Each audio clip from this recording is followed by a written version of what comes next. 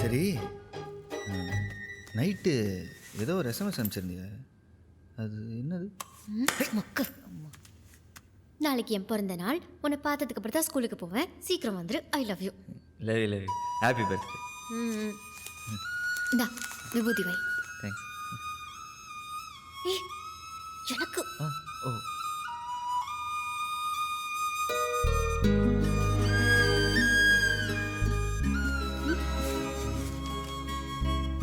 முதல்ல ஏதாவது வாங்கிக்கோ. அம்மா உனக்கு எப்போ பிறந்த நாள்? என்ன? தெரியாது. சாரி.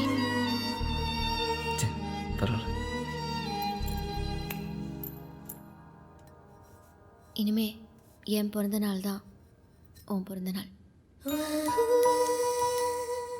இது உன் பிறந்த நாளைக்கு என்னோட கிஃப்ட். Love you. லேடே ஐயோ சாயந்தரம் வந்து பேசுறேன். ஓகே ஸ்கூலுக்கு டைம் ஆச்சு.